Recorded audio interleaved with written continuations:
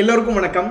ஒரு தடுக்கவே முடியாத ஒரு சக்தி, அசைக்கவே முடியாத ஒரு சக்தியின் மேலே போய் மோதுறப்ப என்ன ரிசல்ட் வருன்றது நம்மளுக்கு தெரியாது. எது வீக்காக இருக்கோ அது தோற்று போகும், எது ஸ்ட்ராங்காக இருக்கோ அதுதான் ஜெயிக்கும். நம்மளுடைய ஷேர் மார்க்கெட்டில் பெரிய பெரிய ஆளுங்க வந்து எப்படி ஒரு ஷேரோ அல்லது ஒரு நிஃப்டி இண்டெக்ஸோ மூவ்மெண்ட் இருக்கும் அப்படிங்கிறது கணிக்கிறதுக்கு இந்த டபுள் பாட்டம் டபுள் டாப் அப்படிங்கிறத பெரிய அளவில் உபயோகப்படுத்துகிறாங்க. ஏன் அப்படின்னா இது ஒரு ட்ரெண்டையே ரிவர்ஸ் பண்ணி கொடுத்து 500 பாயிண்ட் 1000 பாயிண்ட் சம்பாரிச்சு கொடுக்கக்கூடிய வாய்ப்பு இருக்குது.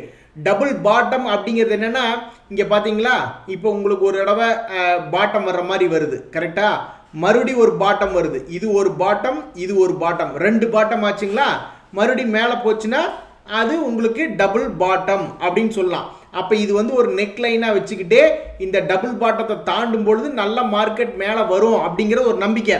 தாண்டத்தானே போகிறான். இன்னைக்கு ஞாயிற்றுக்கிழமை நம்ம கறி சாப்பிட்டு சந்தோஷமா படுத்து கிடக்கிறோம். நாளைக்கு காலையில் வரும்போது இதே சந்தோஷத்தில் எப்படி ஒரு 100 பாயிண்ட் மார்க்கெட் மேலே ஏறாத என்ன, ஏறக்கூடிய வாய்ப்பு தான் இருக்கு. அப்போ இப்போ 16,352ங்கிறது ஒரு நெக் லைன்னா மேலே ஓப்பன் ஆகிறதே இந்த நெக் லைனை உடச்சி மேலே ஓப்பன் ஆகிற மாதிரி தானே இருக்கான்.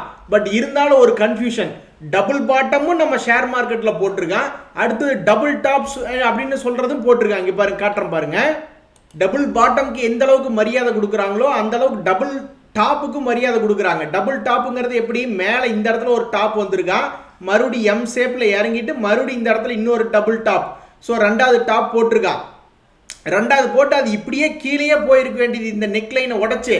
ஆண்டவ முன்னியத்தில் அந்த 15,700 அப்படிங்கிறத உடையிலேயே, ஆனால் அதனால் மேலே வந்துட்டான். ஸோ அப்போ இது ஃபெயிலியர் ஆகும் பொழுது, ஏன்னா ஃபெயிலியர் ஆகத்தான் போகுது கண்டிப்பாக, ஏன்னா நாளைக்கு மார்க்கெட் பாசிட்டிவ்ல ஓப்பன் பண்ணும்போது இந்த டபுள் டாப் வந்து இப்போதைக்கு கேன்சல் ஆகிற மாதிரி இருக்கு, டபுள் பாட்டம் தான் ஜெயிக்கிற மாதிரி இருக்கு.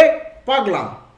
ஸோ விடா கண்டன் கொடா கண்டன் 2 பேர் இருக்காங்க இல்லையா, இதில் யார் ஜெயிப்பாங்க, டபுள் டாப் ஜெயிக்க போகுதா டபுள் பாட்டம் ஜெயிக்க போகுதா அப்படிங்கிறது திங்கக்கிழமை அன்னைக்கு கன்ஃபார்ம் ஆயிரு. அது மோஸ்ட்லி டபுள் பாட்டம் தான் ஜெயிக்கிற மாதிரி இருக்கு. ஜெயிக்கிட்டுங்க, நம்மளுக்கு 1000 பாயிண்ட் வந்தால் சந்தோஷம் தானே நண்பர்களே. 2 மாசமா ஷேர் மார்க்கெட்டில் நம்ம பணத்தை பிடுங்குறாங்க இந்த கரடிகள். அதாவது நம்மளுடைய பங்குச்சந்தையே வந்து கரடி மார்க்கெட்டாக இருக்கு. சரி, 2 மாசமா நீ எங்கள் பணத்தை பிடுங்கினிய கரடி, இன்னொரு மாதம் எங்களுக்கு ரெஸ்ட் கூட, ஜூன் மாதம் ஃபுல்லாக மேலே 17,100 வரட்டும் அப்படிங்கிறதா பெரிய பெரிய பெரிய அளவில் கோரிக்கையாக இருக்கு. எங்க ஷேர் மார்க்கெட்டில் இருக்கிற நாமெல்லாம் அட ஒரு மணி நேரம் வாங்கின 1 மணி நேரத்திலே லாபம் வரணும்னு எதிர்பார்த்து உட்காந்துட்டு இருக்கோம். ஆனால் இப்போ ஷேர் மார்க்கெட்டில் வாங்கி கிட்டத்தட்ட 2 மாதம் ஆச்சு. 2 மாசமா நஷ்டமாகவே இருக்குன்னா நம்மளுக்கெல்லாம் எவ்வளோ மன உளைச்சலாக இருக்கும் பாருங்க. ஸோ நம்மளுடைய கோரிக்கையை கேட்டு இந்த கரடி ஒரு மாதம் ஜூன் மாதம் ஃபுல்லாக ரெஸ்ட் விட்டு சிவனேன்னு அக்கட்டால் ஓடி போச்சுன்னா 17,100 வந்துச்சுன்னா வித்து விட்டு நான் ஓடி வந்துடுவேன். நீங்களும் பெரிய அளவில் வித்து லாபம் இருந்துன்னா கொடுக்கறது ப்ராஃபிட் புக் பண்ணுறது தப்பு இல்லை நண்பர்களே. நான் இப்போ சொல்லக்கூடிய கருத்து வந்து எந்த விதமான அரசியல் உள்நோக்கத்தோடு கிடையாது. இப்போ சமீபத்தில் என்ன ஆயிருக்கு, நம்மளுடைய பிரைம் மினிஸ்டர் மோடி அவர்களும் சரி, நம்மளுடைய பாரத பட்ஜெட்லையும் சரி, ட்ரோன், அதாவது அன்மேன்டு ஏரியல் அப்படின்ற மாதிரி சொல்கிறாங்க இல்லையா, அதாவது ஆள் இல்லாத விமானங்கள் அப்படிங்கிற சொல்ல வர்றாங்க இல்லையா. அப்படின்னு என்ன அர்த்தம், அதை இது மோஸ்ட்லி ட்ரோன்ஸ் அப்படின்னு தான் சொல்கிறாங்க. அந்த ட்ரோன்ஸ் உபயோகப்படுத்தி அக்ரிகல்ச்சர் வேலை பண்ணலாம், ஆர்மியில் மிலிட்ரி ஆப்ரேஷன்ஸ்க்கு யூஸ் பண்ணலாம் அப்படின்ற மாதிரி சொல்கிறாங்க. ஸோ அது சம்மந்தமாக நம்மளுடைய பிரைம் மினிஸ்டர் மோடி அவர்கள் வந்து ஒரு லார்ஜஸ்ட் ட்ரோன் ஃபெஸ்டிவல் வந்து ஒன்று ஓப்பன் பண்ணி வச்சார் போன வாரத்தில். அதே சமயத்தில் வந்து திரு கௌதம் அதானி அவர்கள் வந்து என்ன பண்ணியிருக்காரு, ஒரு ஜென்ரல் ஏரோநாட்டிக்ஸ் அப்படின்ற ஒரு கம்பெனியில் 50% வந்து இது வாங்கியிருக்காரு, ஷேர்ஸை வந்து வாங்கியிருக்காரு. அதுக்கு ஏதாவது கோயின்சிடன்ஸ் இருக்குமா என்னங்கிறது எனக்கு தெரியல. பட் கொஞ்சம் காலத்துக்கு முன்னாடி பார்த்தீங்கன்னா இப்படித்தான் அக்ரிகல்ச்சரில் வந்து டிராக்டர்ஸ் எல்லாம் இன்ட்ரடியூஸ் பண்ணும்போது, அதாவது அக்ரிகல்ச்சரல் எக்யூப்மெண்ட்ஸ் யூஸ் உபயோகப்படுத்தும் பொழுது பெரிய அளவில் அந்த ஷேர்னுடைய விலை ஏற்றம் அடையல. இதெல்லாம் தேவைப்படுமா அப்படின்ற மாதிரி நினச்சிட்டு இருந்தாங்க. பட் இன்றைய காலகட்டத்தில் டிராக்டர்லாம் இல்லாமல் விவசாயமே பார்க்க முடியாதுங்கிற சூழ்நிலை ஆயிடுச்சு. நல்ல பிஸ்னஸ் தான் நடந்துட்டு இருக்குது அந்த மாதிரி கம்பெனிகளுக்கு. அதே மாதிரி தான் எதிர்காலத்தில் வந்து இந்த இந்த ட்ரோன்ஸ்னுடைய பயன்பாடு அப்படின்னு பார்க்கும்பொழுது அக்ரிகல்ச்சர் ஆகட்டும், ஃபுட்டு டெலிவரி ஆகட்டும், இன்னும் பல அவங்கவுங்க யோசிக்கிறத பொறுத்து தான். யாரெல்லாம் எந்த பெரிய கம்பெனியெல்லாம் வந்து அப்ரூவல் கிடைக்குதோ அது மாதிரி எல்லாத்துக்குமே யூஸ் பண்ண ஆரம்பிச்சிருவாங்க. ஸோ ட்ரோன்ஸ் அப்படின்றது வந்து உண்மையிலேயே மிகப்பெரிய ஒரு இண்டஸ்ட்ரியாக உருவெடுத்துட்டு வருது. இதுக்கு எல்லாம் காரணம் வந்து திரு மோடி அவர்கள் போட்டிருக்கிற அடித்தளம் தான். சரி கௌதம் அதானி அவர்கள் வந்து வாங்கிட்டாரே, அப்போ இந்த ஜென்ரல் ஏரோநாட்டிக்ஸ் கம்பெனி போய் நம்மளும் வாங்கிக்கலாமா அப்படின்னு பார்த்தேன்.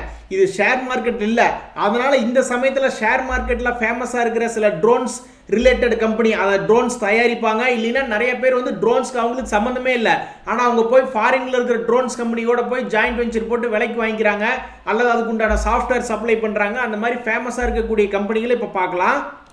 ரட்டன் இண்டியான்னு ஒரு ட்ரோன் சம்மந்தப்பட்ட கம்பெனி, Zentech அப்படின்ற ஒரு ட்ரோன் சம்மந்தப்பட்ட கம்பெனி, Infoedgeshare அதாவது நௌக்ரி கீழே வருது, அதுவும் ஒரு கம்பெனி. இந்த DCMshriramind இண்டஸ்ட்ரீஸ்ன்றதுக்கு அதுக்கு சம்மந்தமே இல்லை ட்ரோனுக்கு. பட் இருந்தாலும் இவங்க துருக்கியில் இருக்கிற ஒரு கம்பெனியை, ட்ரோன் கம்பெனியை வந்து வாங்கிட்டாங்க, அது கூட சேர்ந்து ஜாயின்ட் வெஞ்சர் போட்டிருக்காங்க. ஸோ இதெல்லாம் தான் ஃபேமஸான கம்பெனிஸ். நண்பர்களே, இந்த 4 கம்பெனியில் வந்து ஃபண்டமெண்டலி உருப்படியாக இருக்கக்கூடிய கம்பெனின்னு பார்த்தோம்னா இந்த DCMshriramind இண்டஸ்ட்ரீஸ். அவன் எக்ஸிஸ்டிங் பிஸ்னஸ்லேயே ஓரளவுக்கு நல்லா ப்ராஃபிட்டபுளாக தான் பண்ணிட்டு இருக்கான். இதுக்கு அடுத்ததுன்னு பார்த்தோம்னா இந்த Infoedge அதாவது நௌக்ரி அப்படின்னு சொல்லக்கூடிய கம்பெனி வந்து ஓரளவுக்கு பெரிய கம்பெனி, அவன்லாம் 1000 கோடியெல்லாம் ப்ராஃபிட் பண்ணக்கூடிய ஆள். இதுக்கப்புறம் பார்த்தோம்னா இந்த Zentech ஆகட்டும் அல்லது Rattanindia ஆகட்டும், Rattanindiaவெல்லாம் வந்து இன்னும் லாபத்துக்கே திரும்பி வரல. மேபி இந்த இயர்லி ரிசல்ட் வந்து இந்த 30ஆம் தேதிக்குள்ள நாளைக்கோ அல்லது இந்த வாரத்துக்குள்ளேயே வர வேண்டியது இருக்கு. வந்துச்சுன்னா அதனுடைய இது என்ன அப்படிங்கிறத தெரிஞ்சுக்கலாம், அதனுடைய தகுதி என்னங்கிறத தெரிஞ்சுக்கலாம். ஸோ இந்த Rattanindiaங்கிறது லாஸ்ட்டில் இருக்குது. Zentechnologies எடுத்து பார்க்கும்பொழுது அது 10 கோடி 20 கோடி 50 கோடின்னு கொஞ்சம் ப்ராஃபிட் பண்ணிட்டு இருக்கக்கூடிய ஆள் தான். இதில் அதிகமாக அடி வாங்கியிருக்கிறது அப்படின்னு பார்த்தோம்னா எல்லாமே அடி வாங்கியிருக்கான். நீங்கள் DCMshriramind இண்டஸ்ட்ரி எடுத்து பார்த்தாலும் சரி, நௌக்ரி எடுத்து பார்த்தாலும் சரி, Zentech எடுத்து பார்த்தாலும் சரி, Rattanindia பார்த்தாலும் சரி, எல்லாமே வந்து உச்சத்திலிருந்து 50% மேலே இறங்கியிருக்கான்.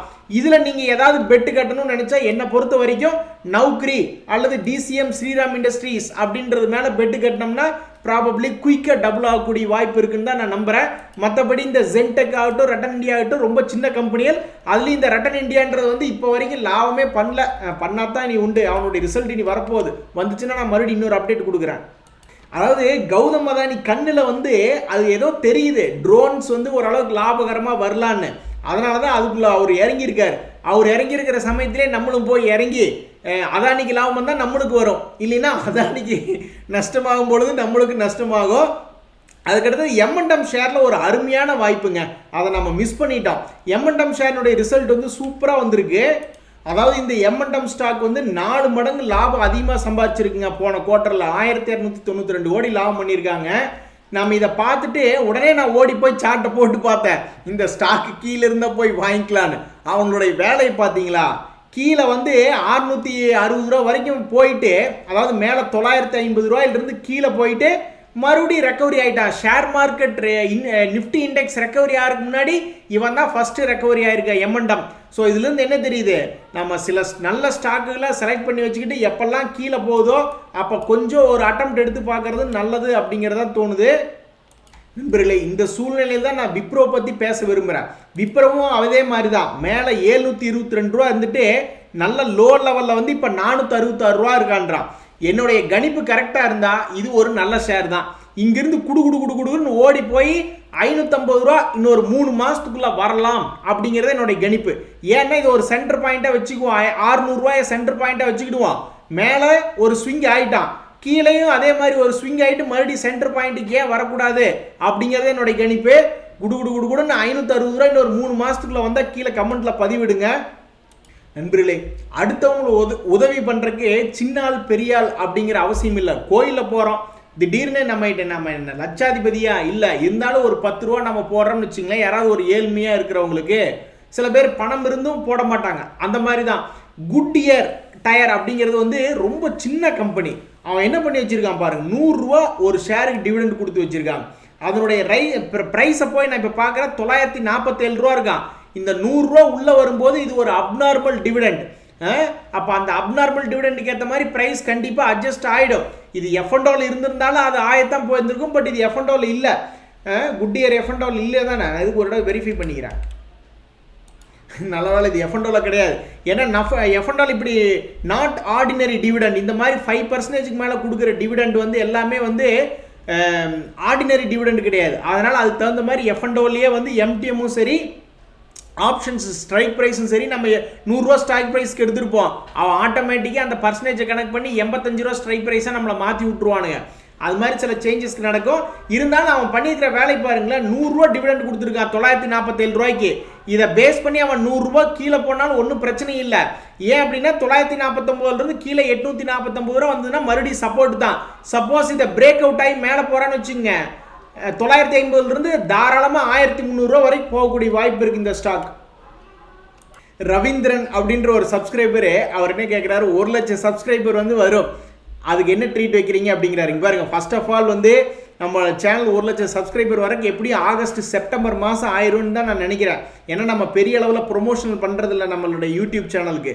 அப்படியே 1 லட்சம் வரும்போது நான் என்ன நினைக்கிறேன்னா, திருப்பூரில் ஒரு 2 ஸ்கூல் இருக்குது. ஒன்று காது இயலாத ஒரு பள்ளி ஒன்று இருக்குது, இன்னொன்று விவேகானந்தா சேவாலயா அப்படின்ட்டு ஒரு ஸ்கூல் ஒன்று இருக்குது. அதாவது படிக்க முடியாமல் பாதியில் விட்டவங்க அந்த மாதிரி குழந்தைகளுக்கு படிப்பு சொல்லி தராங்க. ஸோ இந்த மாதிரி எழுத்தறிவித்தவன் இறைவனாவான் அப்படிங்கிற மாதிரி இருக்கு இல்லையா. ஸோ அதனால் நான் இந்த 2 ஸ்கூலுக்கு ஏதாவது என்னால் முடிஞ்ச ஒரு சிறு உதவி பண்ணலான்னு இருக்கிறேன் 1 லட்சம் சப்ஸ்கிரைபர் வரும்பொழுது. மற்றபடி வேறு எந்த ட்ரீட்டும் கிடையாது. இன்னொரு சப்ஸ்கிரைபர் நண்பர் என்ன சொல்கிறாருன்னா, மோனோபாலி ஸ்டாக்ஸ் அப்படின்னு சொல்லி மேலே ஏற்றி உச்சாணி கொண்டு போன பல ஷேர்ஸ் கும்பா பாடிட்டு இருக்கானு அப்படின்னாரு. உண்மைதான். ஐஎக்ஸ் ஆகட்டும், ஐஆர்சிடிசி சார்ட்லாம் நான் போய் பார்க்குறேன். மேலே அவன் காமிச்ச ஹையை 1265 ஸ்பிளிட் ஆகிறதுக்கு ஒரு 4-5 நாளைக்கு முன்னாடின்னு வச்சுக்கிட்டுங்களேன். அதுக்கப்புறம் ஸ்பிளிட் ஆனதுக்கப்புறம் அவன் பாருங்க 650. எப்படி பார்த்தாலும் கணக்குப்படி 50% லாஸு ஐஆர்சிடிசி. எத்தனை பேர் சிக்கி அதில் தவிக்கிறாங்களோ, அதில் திருப்பூர் புல்ஸ்னு ஒருத்தர் இருக்கார், அவரும் பாவம் சிக்கி தான் தவிச்சிட்டு இருக்கார். நண்பர்களே, நம்மூர் மாரியம்மன் கோயில் திருவிழாவில் அந்த பானை அடிக்க எகிரி உரி அடிப்போம். அதுக்கு நல்லா எகிரி அடிக்கணும். ஆனால் ஷேர் மார்க்கெட்டில் அப்படி எகிரி அடித்தா சில நேரங்களில் சோகத்தில் முடிஞ்சிடும். யாரோ ஒருத்தர் நம்ம சசிகுமார் அப்படின்ற நண்பர் வெல்ஸ்பன் கார்ப் அப்படின்ற ஒரு கம்பெனி மேலே அந்த ஷேர் ஏறிட்டு இருக்கும்போது சும்மா எகிரி அடித்து வாங்கியிருக்காரு 250. டாடா பவர் நான் அப்படி தான் வாங்கினேன். நல்லா பிரேக் அவுட் ஆகி நல்லா மேலே போயிடுவான் அப்படின்ற ஒரு நம்பிக்கையில் வாங்கினேன். ஆனால் அப்படி எகிரி அடிக்கும்போது சில சேரங்களில் நம்ம மேலே அடி விழுந்துருது. 250 ரூபா நேராக அவன் 206 ரூபா வந்துட்டான்.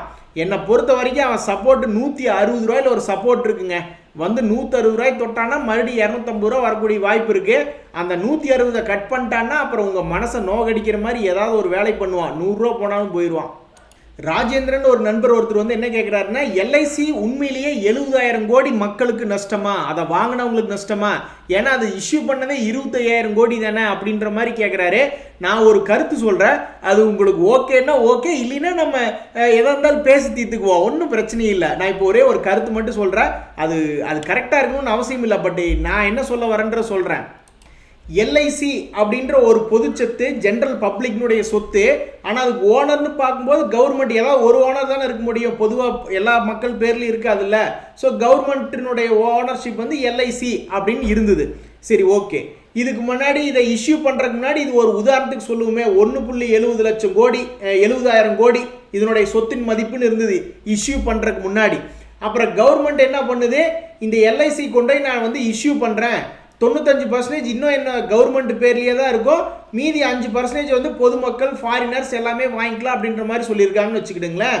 நீங்கள் என்ன சொல்ல வரீங்க, இந்த 5% தான் 21,000 கோடி 25,000 கோடி மதிப்புன்னு வச்சுக்கிடுங்க, மீதி இருக்கிறது கவர்மெண்ட்டுக்கு தானே இருக்கு. அப்போ இந்த 25,000 கோடியில் எப்படி இறங்குச்சுன்னா 70,000 கோடி நஷ்டம் வரும் அப்படின்ற மாதிரி கேட்குறீங்க. நான் என்னங்கிறேன்னா, அது எல்ஐசி சிவனேன்னு ஒரு இடத்துல இருந்தது. அந்த எல்ஐசி வித்தா இந்த கவர்மெண்ட்டுக்கு 25,000 கோடி இருக்குமேன்னு சொல்லிட்டு வடிவேல் ஒரு படத்தில் அவருடைய தலைவனை கூப்பிட்டு முச்சந்தில் நிற்க வச்சு சாணியில் அடி வாங்கி கொடுத்துருவார். அது மாதிரி தான் இந்த எல்ஐசி சிவனேன்னு இருந்தது. அதுக்கு ஒரு 25,000 கோடி பணம் கிடைக்கும் அப்படின்னு சொல்லிட்டு அதுக்கு ஒரு மதிப்பீடு பண்ணுறாங்க. ஒரு உதாரணத்துக்கு 1,70,000 கோடி அதை மதிப்பீடு பண்ணுறாங்கன்னு வச்சுக்கிடுவோமே ஒரு உதாரணத்துக்கு. அப்படி மதிப்பீடு பண்ணதுக்கப்புறம் சந்தைக்குள்ளே கொண்டு வரும்போது 70,000 கோடி போயிடுது. அந்த 70,000 கோடி மக்களுக்கு இந்த 5% மக்களுக்கு லாஸ் இல்லையே அப்படின்னு நீங்கள் கேட்குறீங்க. ஆனால் என்னுடைய கருத்து என்ன தெரியுமா, மொத்தமாக இருக்கிற 95% சரி, எல்ஐசி கவர்மெண்ட் இருக்கிற 95% சரி, மெஜாரிட்டியாக நம்ம வாங்கின இந்த 5% சரி, இது எல்லாமே ஜென்ரல் பப்ளிக்கோட தானே. சிலது நான் கவர்மெண்ட் மூலியமா எல்ஐசியில் எங்கிட்ட கையிருப்பு இருக்கு, சிலது நான் போய் டைரெக்டாக அந்த 5 மீதி இருக்கிற ஒரு 5%ல் அதாவது 95% கவர்மெண்ட் மூலியமா ஜென்ரல் பப்ளிக்கு சொந்தமாக இருக்கு, மீதி ஒரு 5% டைரெக்டாக நம்ம போய் வாங்கியிருக்கோம். அப்போ மொத்தமாக 70,000 கோடி இறங்குச்சுன்னா அப்போ மொத்தமாக நம்ம ஜென்ரல் பப்ளிக்கு இறங்கின மாதிரி தானே. ஸோ மார்க்கெட் கேபிட்டல், எல்ஐசினுடைய மார்க்கெட் கேபிட்டல் இஷ்யூ லிஸ்ட் ஆனதுக்கப்புறம் 70,000 கோடி அதனுடைய மார்க்கெட் வேல்யூ 950க்கும் 800க்கும் ஒரு கணக்கு போட்டு 70,000 கோடி நஷ்டங்கிறாங்க. நீங்கள் கேட்குற கேள்வி கரெக்டு தான். 25,000 கோடியில் எப்படி 70,000 கோடி நஷ்டம் அப்படின்னா மார்க்கெட் கேபிட்டல் இறங்கியிருக்கு. பட் மார்க்கெட் கேபிட்டல் இறங்கினாலும் அது நம்மளுடைய பொது சொத்து தானே. நீங்கள் படித்தால் உங்கள் சொத்து, நான் படித்தால் எங்கள் சொத்துங்கிற மாதிரி தானே. சரி நண்பர்களே, இன்னைக்கு சண்டே என்ஜாய் பண்ணுங்க. ரொம்ப நன்றி, வணக்கம்.